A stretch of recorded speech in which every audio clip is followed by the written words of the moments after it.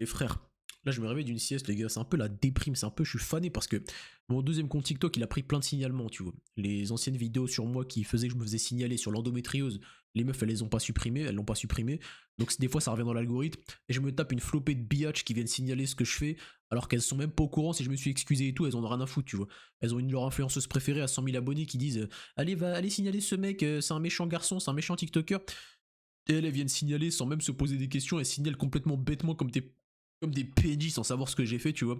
Donc là, mon compte il a failli sauter, je l'ai désactivé, j'en ai recréé un nouveau. Je te cache pas, ça me fade, j'ai la flemme de remonter. Et ça, les gars, je peux pas le contrôler. Donc je voulais vous transmettre aujourd'hui le fait de vous concentrer, c'est le principe de base du stoïcisme. Le stoïcisme, si un jour tu lis des livres philosophiques sur ça ou des livres sur ça, ce qu'on t'enseigne dedans, c'est de te concentrer sur les choses que tu peux contrôler.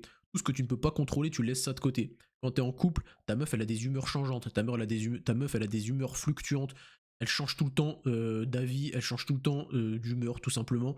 Et toi, tu peux pas contrôler ça, tu essaies de la changer, tu essaies de régler les choses, mais c'est pas toi qui décides. Tu peux avoir la meilleure attitude possible des fois, les gens en face te feront perdre tes moyens et tu commenceras à rentrer dans leur cercle parce que tu as voulu donner de l'énergie à quelque chose que tu peux pas contrôler. Et dès lors que tu donnes de l'énergie à quelque chose que tu peux pas contrôler, t'es pas bien. Tu te dis putain, je m'investis dans quelque chose, je peux rien y faire, ça me saoule, je donne de l'énergie, je donne du temps, du temps de réflexion, et on met tout en l'air, on fout tout en l'air parce que je contrôle pas. Bah tu vois, YouTube, TikTok, je contrôle pas. Les meufs me signalent en masse. Dès que je fais des TikTok, je me fais signaler. Les meufs, elles bannent, elles signalent et tout. Bref, tout ça, ça casse les couilles. Je te cache pas, ça me prend la tête de baiser. Mais je peux pas le contrôler, les gars. Je pourrais chouiner, je pourrais pleurer sur mon sort. C'est ce que je suis en train de faire tout de suite et c'est ce que j'ai envie de faire toute la journée. Mais si je fais ça, c'est quand je vais avancer, les gars. C'est quand je vais devenir riche. Donc, les gars, stoïcisme. Vous concentrez sur les choses que vous pouvez contrôler. L'abnégation. En fait, si je m'arrête de créer des TikTok, si je m'arrête de créer du contenu parce que des meufs me signalent, je perds ce camp, tu sais.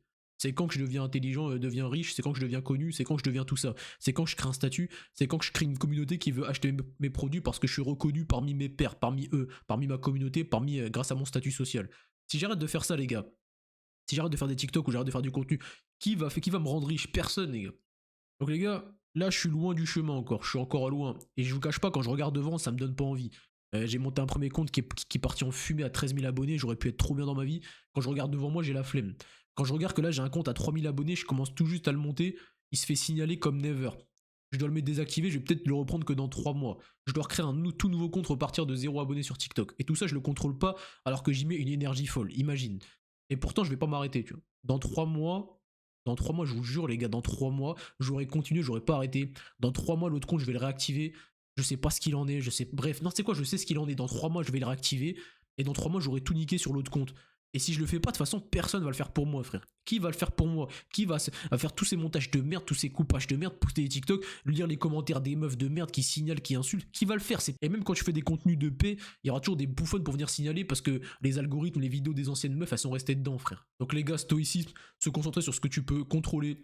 YouTube, je peux contrôler, je peux créer plus de vidéos, je peux faire peut-être plus de montage. Là, j'attends ma caméra depuis au moins 10 jours, frère, j'en ai marre. C'est pour ça que la qualité, c'est de la merde, les gars. J'ai ma webcam depuis 10 ans, enfin depuis le début, et j'avais commandé une caméra qui coûte assez cher, et là, je la reçois, je sais pas quand, ça fait 10 ans que je l'ai. Pareil, ça, je peux pas contrôler. Plutôt que chouiner, j'attends, frérot. Je fais des vidéos, même avec des qualités de merde, et je recevrai la bonne plus tard.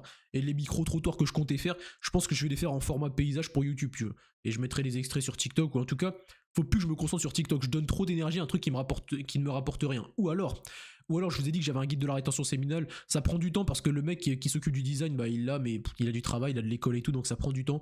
Mais là, tu vois, je peux pas contrôler TikTok. TikTok, ça ne m'apporte rien pour l'instant. De base, ça me donnait une notoriété, ça me donnait des vues, ça m'apportait des choses, mais là, ça m'apporte rien. Je vois rien avec TikTok. Avant, je construisais un compte, je montais en autorité, c'était bien. Mais là, je me fais bannir à chaque fois ou je me fais signaler, donc j'avance à rien. Je peux pas le contrôler. Qu'est-ce que je peux contrôler? Faire un produit d'appel. Mon guide va être payant. Par contre, je peux faire un produit gratuit, un guide gratuit, commencer à récolter des emails gratuitement en donnant des conseils de base pour arrêter d'être addict au no-port, pour arrêter d'être addict à la dopamine, donner des routines, donner quelque chose gratuitement à des gens.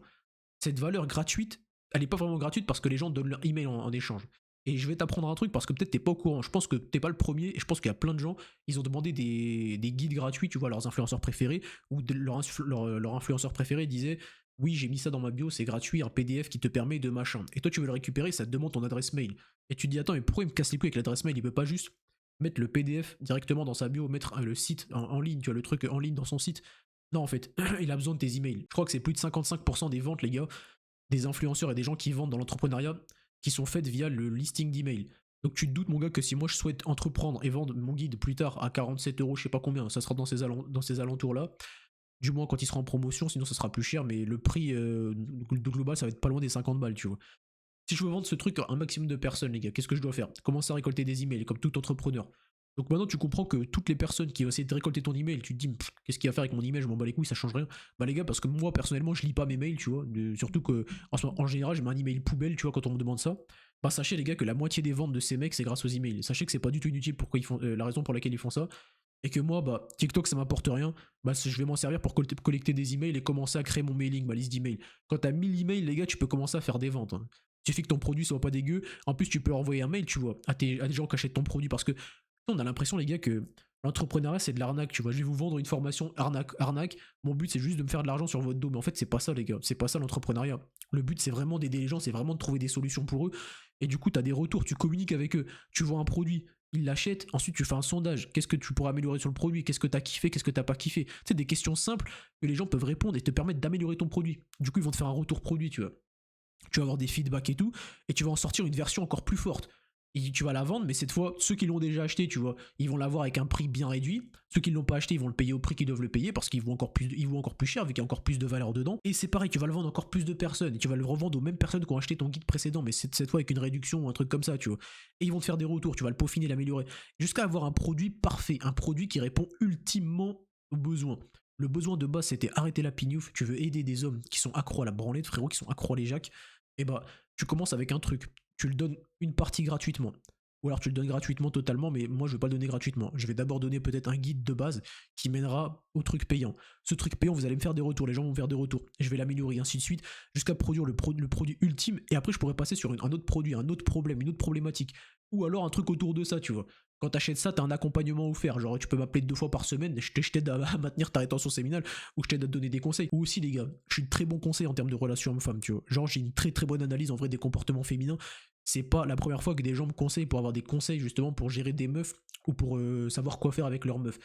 Tout juste hier, et dans ma vie en général, mes potes m'ont beaucoup consulté, les gars. J'ai passé 4 heures au téléphone. Un mec qui est avec sa meuf aujourd'hui, un pote à moi, depuis 1 ou 2 ans, il va sûrement la marier et finir avec elle. Il m'a consulté, on a parlé au téléphone pendant 5 heures, les gars. 5 heures. Moi, je l'avais convaincu de pas faire le choix, de pas la prendre. C'était une meuf qui avait un body count à 6 ou 7.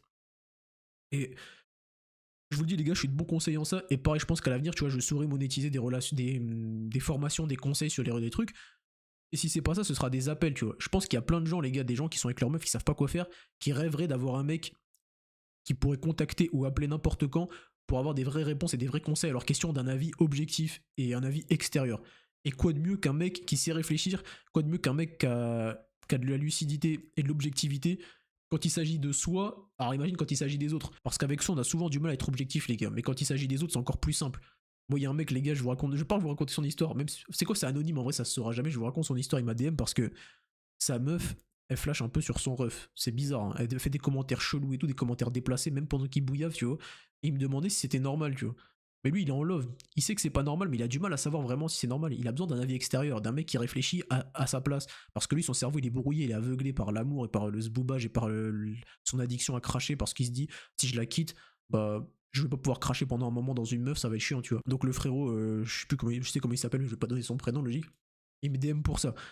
Donc je peux pas me concentrer sur TikTok, ça m'apporte rien, si ce n'est de base des abonnés croître vers les 10 000 et ensuite faire de l'argent. De base, c'était le but, mais je peux pas, les gars. Je peux pas monter à plus de 10 000 abonnés. Les meufs m'ont mis en ligne de mire. Je dois remonter un compte, je dois attendre 3 mois que l'autre se fasse laver, je dois attendre que toute ma sauce elle passe.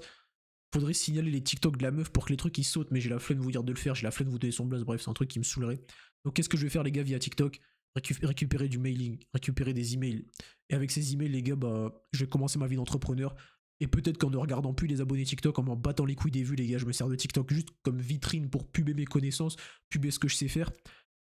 Au moins, je vais plus être en attente, tu vois. Je vais plus être, ah putain, j'espère que je vais avoir des abonnés, mais j'espère que cette vidéo va percer. En fait, avoir cet état d'esprit, ah ouais, les gars, un des 4 accords Toltec, avoir des attentes.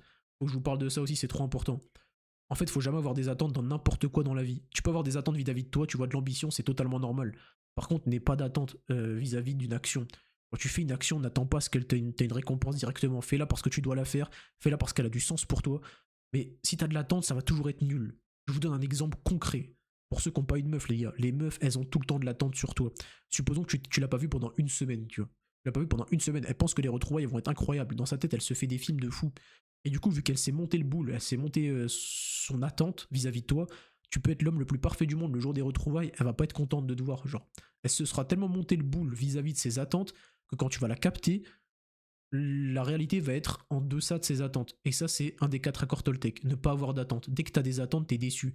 Les gens, ils attendent le One Piece depuis 20 ans, frérot. Le 20 ans, le One Piece. Est-ce que tu penses que le jour où le One Piece va être délivré, révélé au grand monde, les gens vont être satisfaits de ça? Bah non.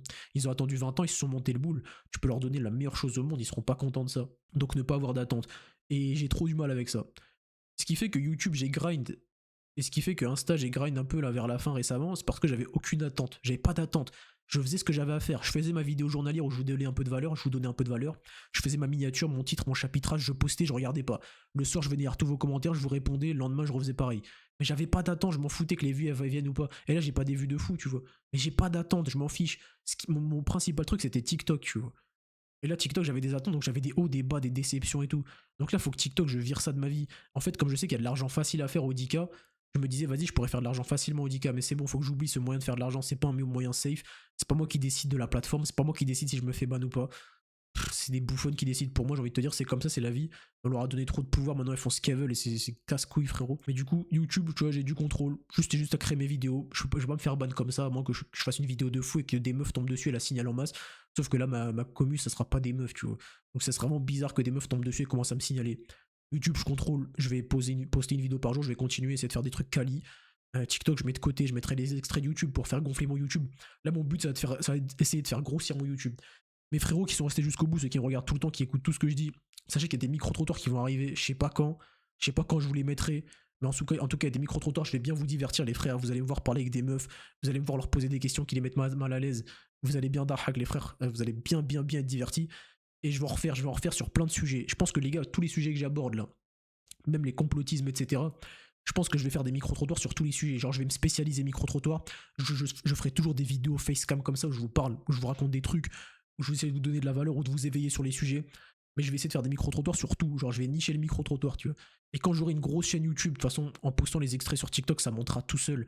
Et puis, ça sera plus mon revenu principal. Je m'en battrai les couilles de TikTok. Faut pas que j'essaie de vivre avec TikTok. Moi, je dois vivre de l'entrepreneuriat. Les revenus des vues YouTube, des vues TikTok, c'est bonus, frère. C'est bonus. Si j'en ai, tant mieux, mais je dois pas compter sur ça parce que d'un jour à l'autre, je peux me faire bannir des plateformes. Par contre, ce qu'ils peuvent pas bannir, c'est les emails. Si je récolte beaucoup d'emails, je suis imbattable, je suis injouable. Et il y a des mecs, ça se trouve, je leur envoie mon compte TikTok par mail, ils iront le follow, tu vois. Imagine, t'as un listing d'emails de 1000, 10 000, 20 000, 30 000, 50 000 personnes. À la fin, gros, t'es injouable avec 50 000 emails. T'envoies un email à toutes ces personnes, il y a la moitié qui vont lire sur 25 000. Même s'il y en a 5% qui vont s'abonner, frérot, je peux récupérer des comptes infiniment. L'email, c'est vraiment le truc, le game changer. Donc les gars, ça, je peux le contrôler. Je vais poster des TikTok en incitant les gens à aller chercher mon guide de la rétention séminale, la version gratuite, et plus tard à acheter la version payante. Et je vais me servir de TikTok comme une vitrine pour vendre ce que je vais vendre. Que ce soit mes compétences ou autre chose. Parce que vas-y, ça y est, essayer de faire des vues et des vues. Essayer de faire des abonnements, ça m'a saoulé. Dire aux gens de s'abonner à la fin de la vidéo, ça m'a saoulé. Ça meurt. Je pense qu'il faut que je change de DA, les gars. Bref, moment confession, les frères. Cette vidéo, elle fera sûrement pas de vues parce que je suis là juste pour vous parler. Je pense que je vous ai donné quand même des principes sur le stoïcisme, sur le fait de ne pas avoir des attentes, les gars. Prenez pas ça à la légère, c'est vraiment des vrais enseignements de la vie, les gars. Le stoïcisme, le fait de se concentrer sur les choses que tu peux contrôler, et le fait de ne pas avoir d'attentes sur les éléments de la vie, et surtout ceux que tu ne peux pas contrôler. Encore ceux que tu contrôles, avoir des attentes, c'est logique. Mais les algorithmes et tout, moi je les contrôle pas, tu vois. J'ai beau faire des vidéos de qualité ou quoi, c'est pas moi qui va contrôler ça. Donc je dois pas avoir d'attentes sur ça, je dois avoir des attentes sur moi-même et sur la qualité que je propose. Après, je laisse le reste dans les mains des autres, tu vois. Donc les frérots, retenez ces deux bonnes choses de la vidéo. Parce que c'est pas que je m'en veux de faire des vidéos juste en me plaignant et en me confiant, mais que vous en tirez quelque chose au moins de m'avoir écouté jusque-là. Donc les frérots qui s'est pas fait, abonnez-vous, mettez votre like, partage tout ça, tu connais, pose ton like, ça me suffit, abonne-toi. On se dit à la prochaine mon frérot.